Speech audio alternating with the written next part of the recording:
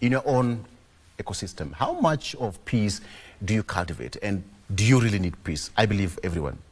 Though I know there's somebody who said that they do want peace, they want problems. But hey, in Kenya, we want peace. And that is why at this particular point, I want to talk about the issue of peace and how we can cultivate it as a nation.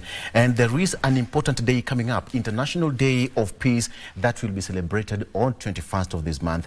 And I'm going to tell you where and how you can also get to participate on that particular event. On set, I'm joined by Dr. Dan N. Odaba, who is the Director, Southern Africa Institute for Economics and Peace in Kenya. Dr. welcome to the program. Thank you. And he's no stranger to in Jerusalem. That is, now you have him. Director, I wanted to introduce him first. He's no stranger to Jerusalem. That is Reverend Dr. Samuel Kobia, who is NCIC Chairman. Welcome, Dr. Thank you very much. I start first of all, I want to start, there is no peace between me and you. It's been a long time since you came on this set. So there's no peace between me and you. That's why I'm here today. I choose chaos, to make peace. You know, I've come to make peace. So that's what we are there to do, and that's what I've done today. No. It's good. You don't confuse me very well. Right. An international day coming up very, very soon. That will be this coming weekend. Exactly. A very important day in our calendar. Let me start with you, Dr. How important is this day, first of all? International Day of Peace. And how important is it, generally? Thank you very much. It's very important for us to know that this is the 25th anniversary since the United Nations Security Council declared 21st of September as a day to mark the International Day of Peace, where countries try to look at how best they have done in terms of peace building, where they have gone wrong, how they can improve moving forward, solving conflict. And also, just to add one more thing, that where would you tell Reverend Dr. Kobia that there's no peace between you and him? Yes. Sometimes it's good to have conflict. Sometimes people look at conflict only negative, but sometimes conflict has positive effects. So sometimes don't look at conflict in totality as negativity. Sometimes we get positive things out of conflict, so don't look at it only as a negative thing. Yeah, so sometimes conflict is good, it keeps us going. Yes, because so we you can agree that between me and Dr. there should be some conflict? Just a bit. I didn't say so. Okay, quote unquote. Dr. it's an important day, and Kenya is looking towards that. But is Kenya peaceful, even as we gear towards that important day in our calendar? Well, comparatively, Kenya is peaceful. Actually, we are going through a period where we can say, when you compare what is happening in Kenya and the neighboring countries, we are comparatively peaceful. Secondly, there are obviously challenges that we have, but Kenyans would like, where there is no peace, really to be peaceful. And that is why, as NCIC, very often we are invited by people in the communities where peace has been disturbed, which means that Kenyans, really like it to have peace, and therefore I would say generally we are peaceful. But one would say perhaps it's a negative peace, because we know that there are underlying currents that make Kenyans a bit uncomfortable in the situation in which we are, not least of all because of the challenges of economic challenges, political challenges, because Kenya is a country, we love our politics to the extent that sometimes we do it at the expense of even development and sometimes even at the expense of peace. Your desk must be so busy right now, Dr. I would imagine waking up each and every morning and your sole mandate is to make Kenyans to be peaceful. How busy are you? We are a research organization that we do research, training and consulting. We share our data-driven research to United Nations organizations, multinational organizations, governments, peace-building organizations, partner with like-minded organizations to help them use our research to incorporate what we call a positive peace framework, that we address attitudes, institutions, and structures that not only create but also sustain peaceful societies. And this is because of research. This is research-based. And sometimes it's good when you use research evidence to make an informed programming decision to be able to have an impactful results in terms of peace building. So this is what happens every day. And also we share our data with academic institutions in terms of incorporating our research into university courses, whereby people who are doing courses in terms of peace and conflict studies, they are able to use our research, which is evidence-based, to be able to have an informed programming activities in peace building. Yeah. But there's a very thin line between his desk and your desk. That keeps it so busy.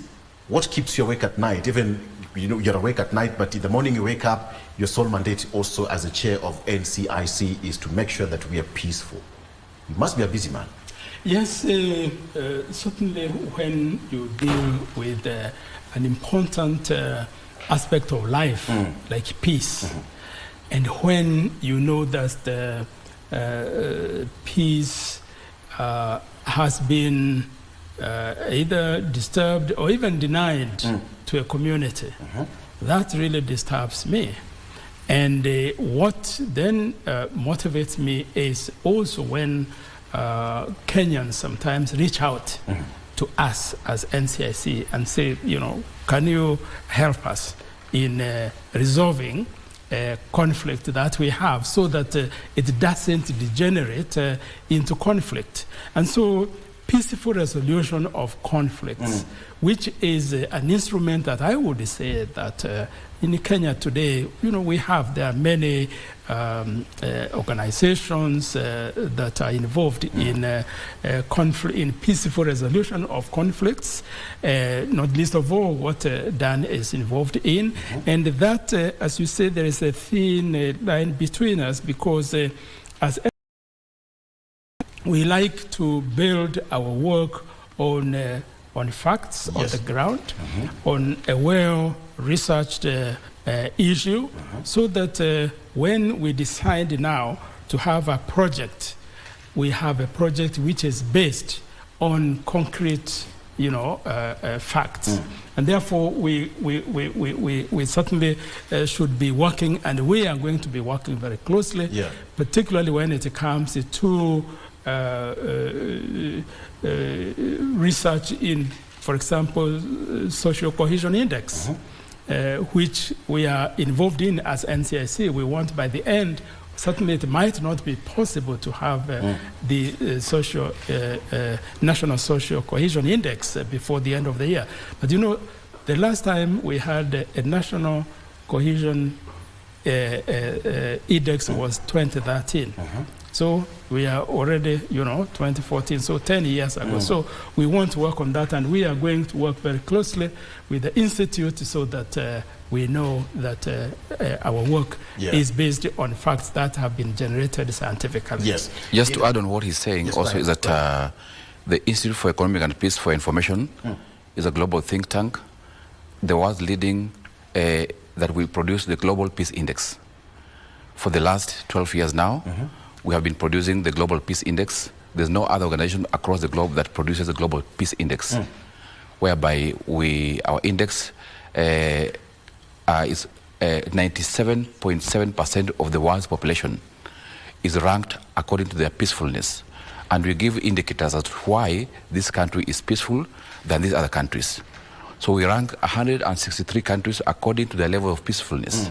So I can tell you which is the most peaceful country in the world and which is the least peaceful country in the world. Where are we in that index? And why? Yes. How and why? How just, are we faring? And why? Just let me. And why? Whereby we use statistical analysis to analyze specific data and data sets to be able to rank different countries, and we can be able to tell you now, this is Kenya. You are at this number, and this why you are being ranked at this number. For you to improve on this number, you have to do ABCD. So we give you evidence-based research to show you that a country can improve in, let's say, education, It can improve in low levels of corruption. It can improve in having respect of rights of others. It can improve in terms of having good relations with neighbors. So when you do another ranking the next year, you'll find that the country's ranking will go higher. And that's how countries develop based on our evidence-based research. I get that. So I like the theme of this year, cultivating a culture of peace. How did you come with this theme, Dr. No, this theme is the United Nations that comes with the theme for the year, and so each country therefore adopts that theme.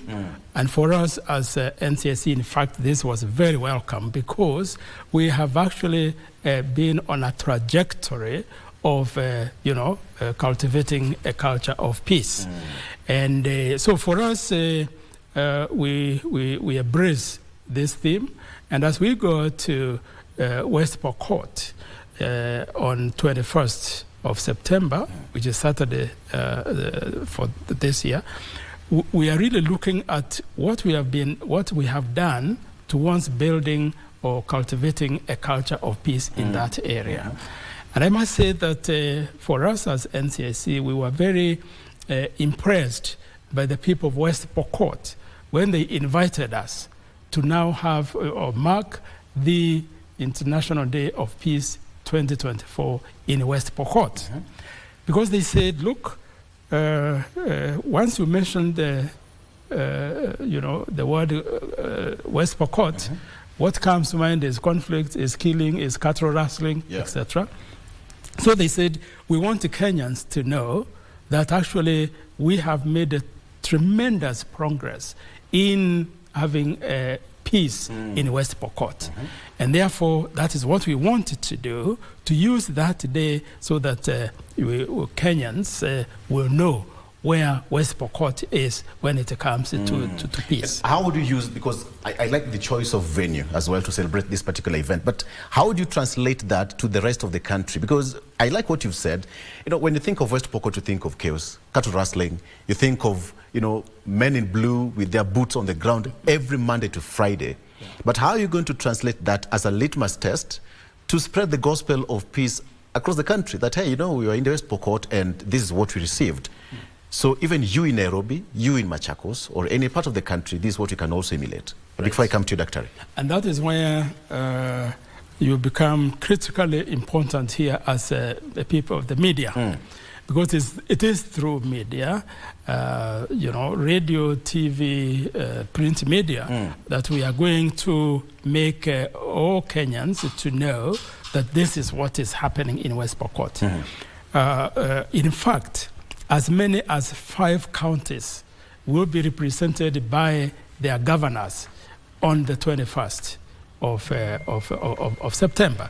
That means that all the counties in that region, the upper rift, will be participating, which means that this will be known by the people of those counties. But not only that, we actually want now media to take it up, because although the actual venue for the marking or commemorating the day is in West Pokot, we are going to have it commemorated in other parts of Kenya in a smaller way. But the message that we are going to have in West Pokot will be transmitted to all Kenyans. And actually, we are inviting all Kenyans to, on the 21st of September, to mark this day using what the United Nations have done in having cultivating a culture of peace. Now we adopt that in Kenya. How do we cultivate a culture of peace? How do you participate in it? And why is it important in our national life and in our lives in the community? Through your research, how are we faring globally? In terms, how does the international community see Kenya when you put us in that global optics, and then we want to see Kenya in terms of how we maintain peace, how we cultivate it, how we talk about it, and how we sustain it? Kenya is better off in the sub-Saharan Africa. Kenya is better off than many countries within the region. You have seen, look at the neighbors that Kenya has and what is happening to them. If you get an opportunity to look at the latest Global Peace Index that we released in June this year, you realize that some of our neighbors are leading from bottom in terms of peacefulness. We are right somewhere in the middle, but we have a long way to go to get up to keep up with countries like the Scandinavians, the Iceland, which are topping the list. And there are so many indicators. So the international community looks at our country as a catalyst to peace in the region.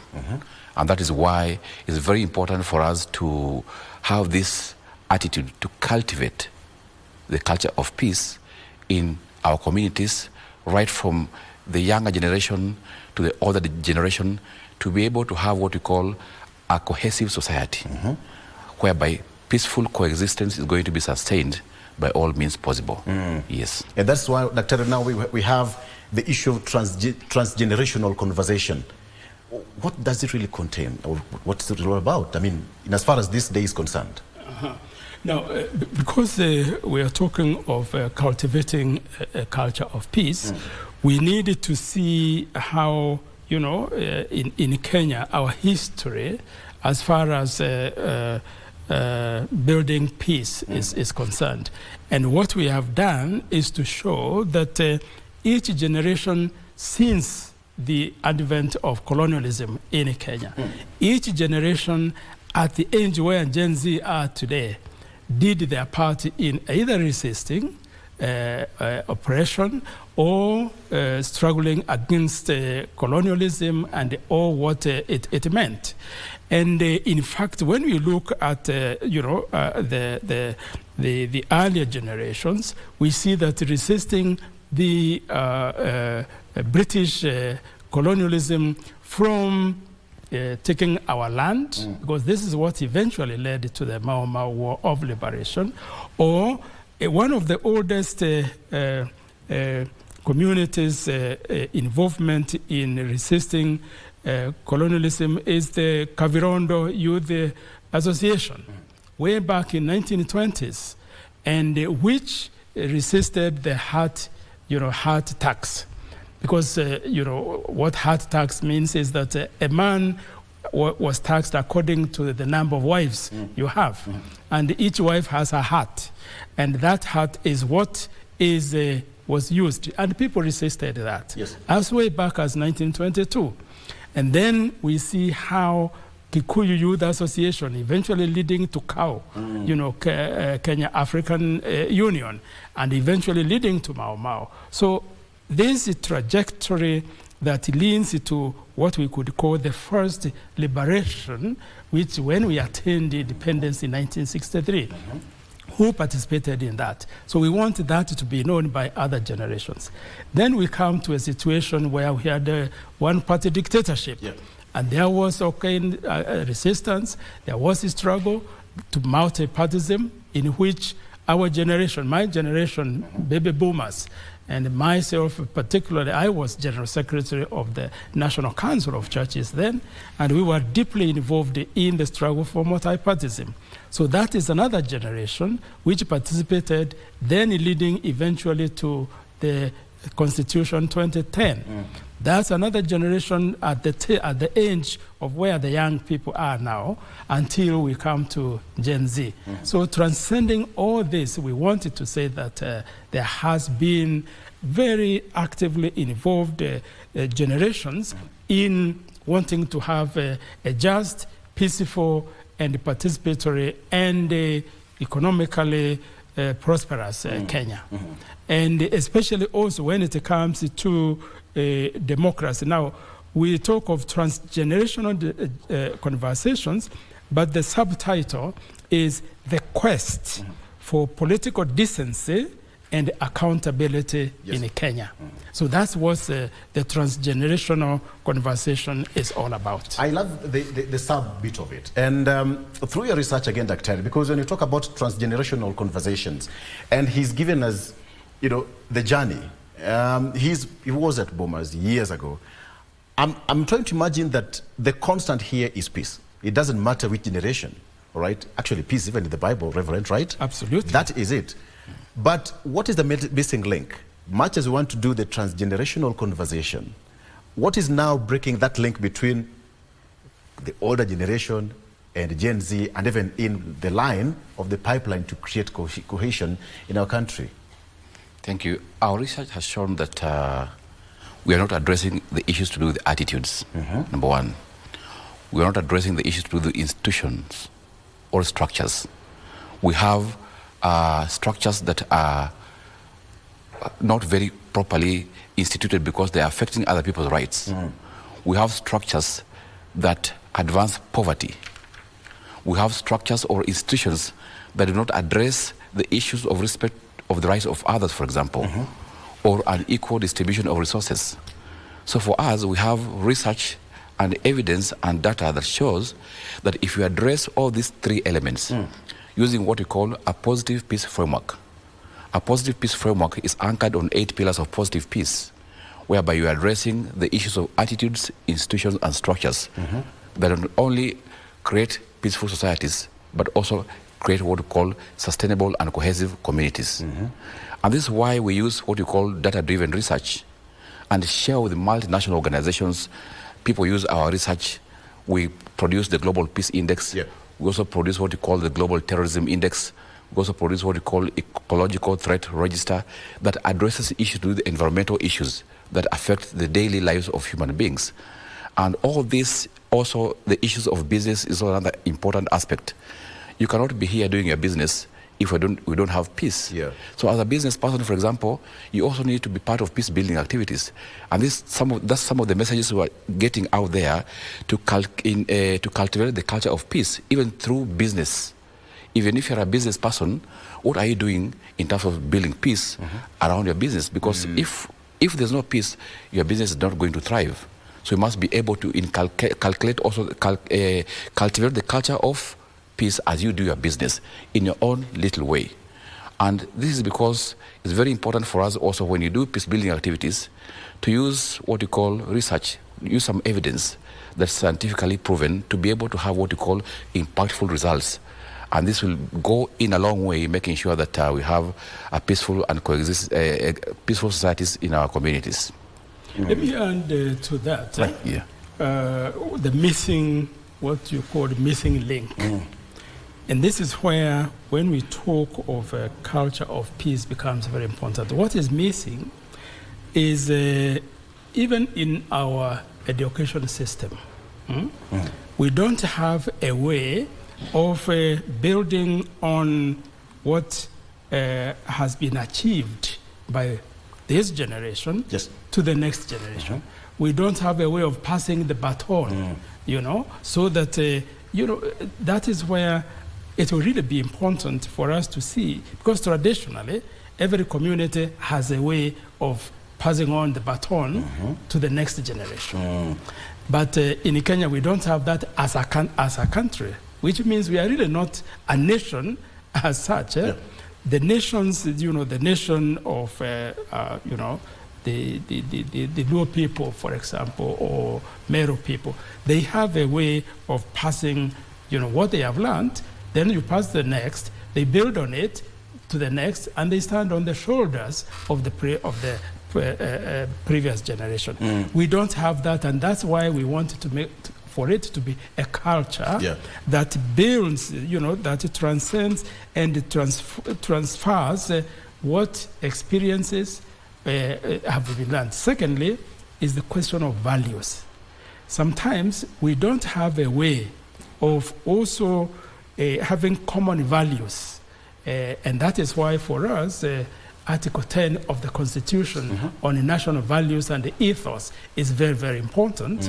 So that now these transgenerational conversations, will have it as part of our lives and as part of our culture as Kenyans. So that is where I think it's important to begin to see that. And as Danny said, when it comes to teaching or educating the next generation, we don't have this, in our education philosophy and the curriculum. We need this to be built up, and that was why, as NCIC, we have Amani clubs in secondary schools. But we would like, before you even get into secondary school, you already have had these values inculcated in you and From impacted elementary in levels. you. Yes, so if we do that, then really we'll be having a culture of peace. This sounds like a very good event. From the look of things and from the picture you're trying to paint, West Pokot, I'm imagining the culture in West Pokot and going to see a different side of it. But what are some of the events as we build up to this particular day, Dr. I think NCSC is leading in this, and this is part of the events, so that the public can get to know about the International Day of Peace and what they can do to cultivate the culture of peace. Yes. And there are other activities. I'm sure Reverend Dr. Kobe will be able to elaborate some of the activities that NCSC is spearheading in terms of making sure that the day is a success, and how best you can be able also to be involved to cultivate the culture of peace. Perhaps you can give us a quick rundown. Yes. What should you look forward to ahead of that day? That is 21st. That's right. This week particularly is we have a series of events. Part of it is what now we are engaging in. Yes. So with the media, and the NCSC has really organized media events that is explaining to Kenyans about the International Day of Peace. Then on Wednesday, we have a breakfast on transgenerational conversations. You know, the quest for political decency and accountability in Kenya. This is a breakfast where we are bringing people of different generations. The oldest is a man of 103 years old. Oh, okay. Getu Wakahengeri is 103 years old. He was detained in Manyani and in Lamu because he was involved in the Mau Mau struggle for liberation. So he will be one of those who will be there on Wednesday to say, I spent quite a bit of time with him, you know, on that. Then we'll have others who are involved in the second liberation and others, you know, and Gen Z, so that we already begin that conversation. So this is a build-up towards the 21st. Then in West Pokot, in that area itself, we have a number of activities that are happening in preparation for the day itself. Then on Friday, 20th of September, we'll have functions in West Pokot where we'll even be launching a Amani club in several secondary schools in that area. Then we'll have Council of Elders talking with us. Then we'll have a number of people that we have identified as ambassadors for peace, peace ambassadors. So that will be on Friday, and there will be a peace policy that has been developed by the West Pokot County and the Baringo. Yeah. And this also will be, but this will be launched on the 21st itself. Okay. Then on the 22nd, because this is the first time we have a very elaborate program on marking the International Day of Peace. On the 22nd, we'll have an inter-denominational service where now different churches will come together, and you know, I'll be the main speaker. Yes. I've accepted that invitation. So we'll have now all those who have been participating on 21st, as well as the churches there, because we really wanted to involve. Okay, that's crazy. I think I should be there on that particular. Yes, you are most welcome. Thank you much. In 5 seconds. And in fact, media is critical here. We have to be part of it. You have to be part of this, because it's through you, it's through media that Kenyans will know what in is 5 seconds, what's the future of this country? 5 seconds, kindly. The future of this country depends on the goodwill of the leadership and the willingness to cultivate the culture of peace from the youngest level of our society up the highest level of society, and being able to implement international instruments and statutes that we are signatory to be able to have our national action plan implemented in totality, then we are going to have a more peaceful Kenya when this happens. You know what I like?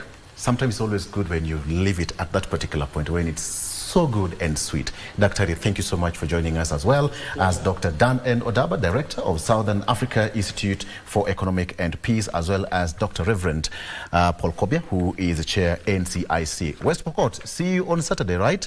Thank you. And let's make peace. My name is Victor Lo. That's where we wrap it up. My name is Victor Lo. Thank you so much for watching. Good morning, Kenya. Let's take a look at what's there on the weather update.